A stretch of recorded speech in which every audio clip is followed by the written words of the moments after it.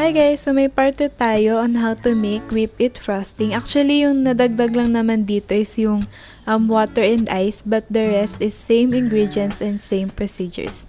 So, kailangan natin ng Whippit, milk, ice, and water. Yung ginagawa ko is, para buksan yung Whippit, kinakat ko muna yung tuktok.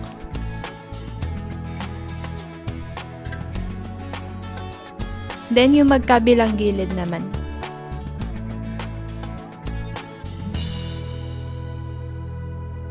Since kaunti lang naman yung kailangan kong Whippit, kinakat ko lang siya hanggang half lang. So, hindi ko binubuo. Pero kung buo ko siya gagamitin, kinakat ko siya hanggang sa pinakadulo.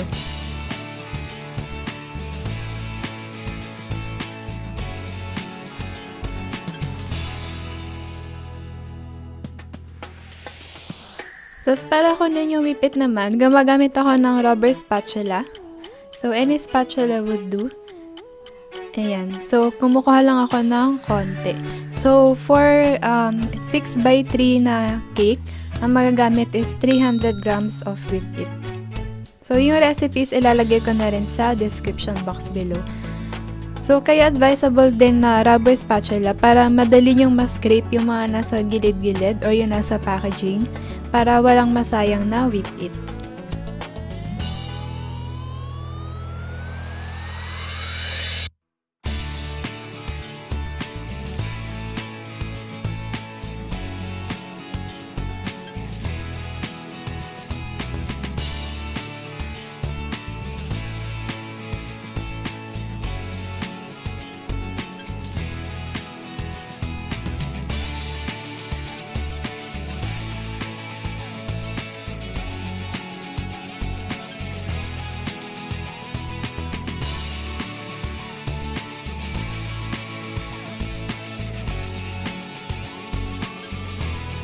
Then, i-mix nyo lang siya for 2 minutes at low to medium speed.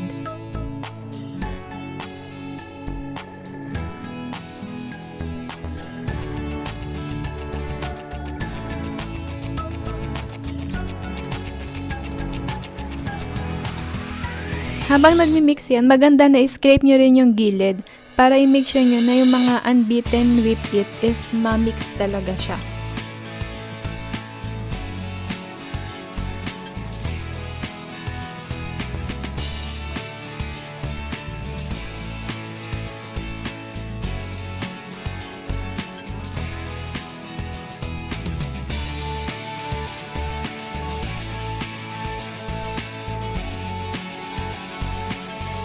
Pwede na natin yung milk.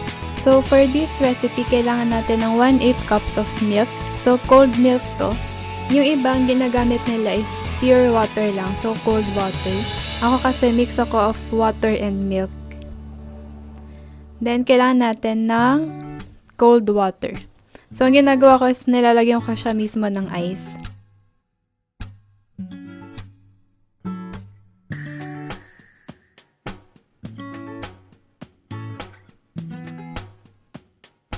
I-whip natin siya for 6 minutes at medium speed. Then, add milk, tapos yung water natin. So, scrape nyo lang yan lagi. Isa sa pinaka-technique para matanggal yung aftertaste is to scrape. Then, 1/8 cups of cold water. So, dapat ice cold. Then, i-mix nyo lang yan again for 6 minutes. So, continuous yun guys. Then, scrape lang ng scrape. So, again, kailangan wala kasing unbeaten Whippit dyan. Through scraping kasi matatanggal nyo yung aftertaste. So, yan na.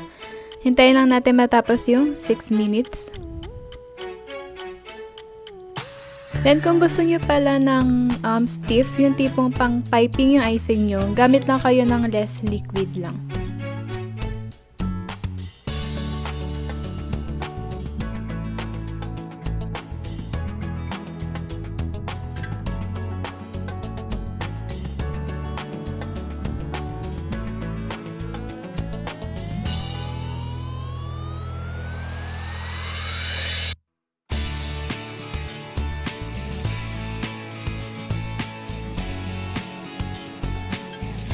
After 6 minutes, ganito yung magiging itsura ng Whippit natin. Nice and stiff.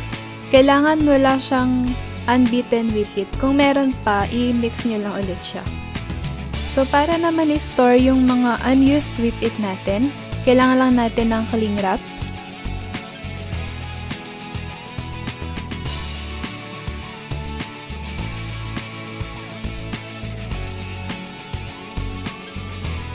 Ayan. So, ginagawa ko is tina-tightly wrap ko lang yung Whippit ko sa cling wrap.